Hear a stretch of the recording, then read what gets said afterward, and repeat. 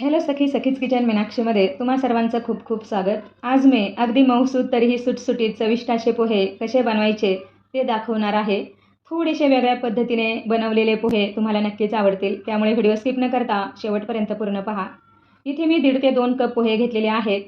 2 ते 3 पाण्याने पोहे स्वच्छ धुवून घ्यायचे। जास्त वेळ पोहे पाण्यात राहणार नाही याची काळजी घ्यायची। कढईत तेल घातलेलं आहे। तेल गरम झालं की त्यामध्ये थोडेसे शेंगदाणे तेलामध्ये खमंग असे तळून घ्यायचे आहेत। शेंगदाणे छान तळले आहेत। आता यामध्ये राई आणि जिरं घालून घ्यायचं। बारीक कट केलेली हिरवी मिरची घालायची।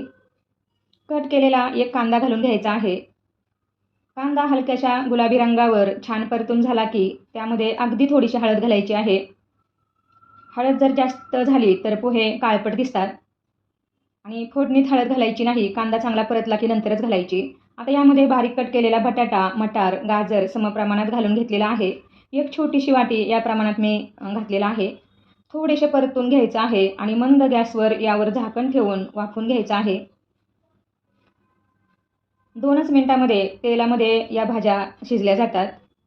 आता यामध्ये टोमॅटो घालून घ्यायचा आहे। एक मीडियम आकाराचा टोमॅटो घेतलेला आहे। एखादा मिनिटभर परतून घ्यायचे आणि यामध्ये आता पोहे घालून घ्यायचे आहेत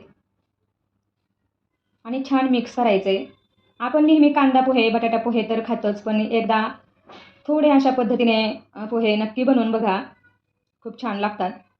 पोहे चांगले खालीवर केले की यामध्ये चवीपुरतं मीठ घालून घ्यायचं आहे। थोडीशी साखरसुद्धा घालून घ्यायची आहे। खूप छान चव येते आणि चांगलं मिक्स करायचं आणि मंद गॅसवर झाकण ठेवून पोहे चांगले वाफवून घ्यायचे आहेत 2 ते 3 मिनिटांसाठी। पुन्हा पोहे चांगले खालीवर करायचे आणि आता यामध्ये लिंबाचा 2 ते 3 चमचे रस घालून घ्यायचा आहे आणि छान मिक्स करायचे। थोडेसे शेंगदाणे ठेवून बाकीचे शेंगदाणे आपल्याला यामध्ये घालून घ्यायचे।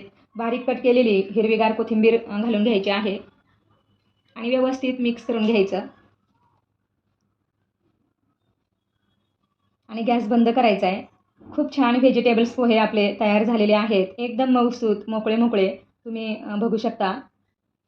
या गरमागरम पोह्यांवर किसलेलं खोबरं, थोडेसे शेंगदाणे, थोडीशी बारीक शेव घालून घ्यायची आणि बारीक कट केलेली हिरवीगार कोथिंबीरसुद्धा थोडीशी वरतून घालायची आहे। खूप सुंदर चवीचे पौष्टिक पोहे आपले तयार झालेले आहेत आणि खूप छान दिसत आहेत। तुम्हाला कसे वाटले कमेंटमध्ये नक्की सांगा आणि आपल्या चॅनलला लाईक, शेअर आणि सबस्क्राईब करा। बाजूलाच बेल आयकॉन असते किंवा घंटी असते, ती सुद्धा प्रेस करा, म्हणजे माझ्या रेसिपीज तुम्हाला ताबडतोब पाहता येईल।